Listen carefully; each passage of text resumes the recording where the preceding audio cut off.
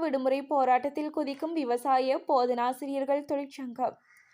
வடமாகாண விவசாய போதனாசிரியர்கள் தொழிற்சங்கம் இன்று ஒருநாள் அடையாள சுகீன விடுமுறை போராட்டத்தை முன்னெடுத்துள்ளது.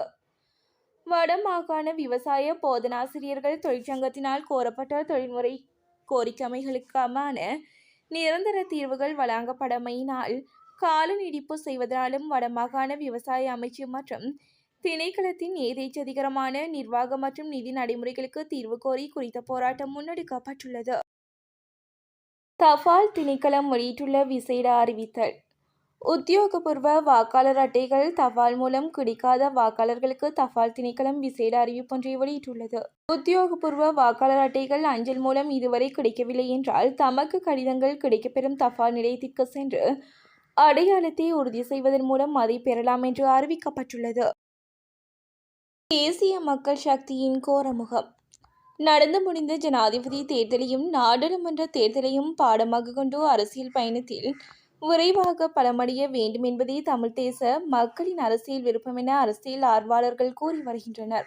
இந்த நிலையில் நாட்டின் நிறைவேற்று அதிகாரத்தையும் நாடாளுமன்றில் 3/2 அதிகமான பெரும்பான்மை கொண்டிருக்கும் தேசிய மக்கள் சக்தி அடுத்து வரும் உள்ளூராட்சி மன்ற தேர்தலிலும் மாகாண சபை தேர்தலிலும் முழு நாட்டையும் தமதாக்கிய பின்னர் தமிழர்களுக்கு எதிரான அரசியல் நகர்வை தொடங்கும் என தற்போதைய தமிழ் அரசியல் தலைமைகளின் பிரசார மேடைகளில் சுட்டிக்காட்டப்படுகிறது.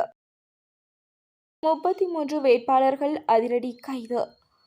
உள்ளூராட்சி மன்ற தேர்தலில் போட்டியிட இருந்த 33 வேட்பாளர்கள் இதுவரை கைது செய்யப்பட்டுள்ளதாக தெரிவிக்கப்படுகிறது. தேர்தல் சட்டங்களை மீறியதற்காக இந்த கைது நடவடிக்கை மேற்கொள்ளப்பட்டுள்ளதாக காவல்துறையினர் தரப்பில் கூறப்பட்டுள்ளது. காவல்துறை வெளியிட்ட அதிகாரப்பூர்வ அறிக்கையின்படி மார்ச் 3 முதல் ஏப்ரல் 30 வரை இந்த கைது நடவடிக்கை மேற்கொள்ளப்பட்டுள்ளதாக தெரிவிக்கப்படுகிறது. இலங்கைக்கு அதிகளவான அமெரிக்க இறக்குமதி பொருட்கள். அமெரிக்க பொருட்களை மேலும் இறக்குமதி செய்வதாகவும் கட்டணங்களை திருத்துவதாகவும் இலங்கை உறுதியளித்துள்ளது. அமெரிக்க வர்த்தக தலைவருடனான பேச்சுவார்த்தையின் போது இலங்கை அரசாங்க குழு இந்த உறுதியை வழங்கியுள்ளது.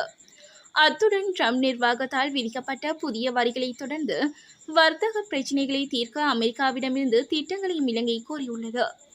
அதே நேரத்தில் LNG பெட்ரோலிய பொருட்கள் மற்றும் வாகனங்களை இறக்குமதி செய்ய இலங்கை இணக்கம் வெளியிட்டுள்ளது.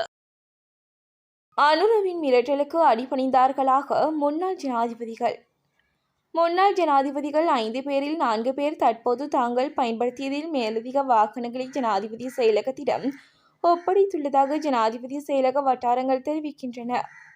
முன்னாள் ஜனாதிபதி சந்திரிகா பண்டாரநாயக்க குமாரதுங்கவை தவிர அனைத்து முன்னாள் ஜனாதிபதிகளையும் தங்கள் மேலதிக வாகனங்களை ஜனாதிபதி செயலகத்திடம் ஒப்படைத்துள்ளதாக ஜனாதிபதி செயலகத்தின் சிரேஷ்ட ஊடக பேச்சாளர் ஒருவர் தெரிவித்தார்.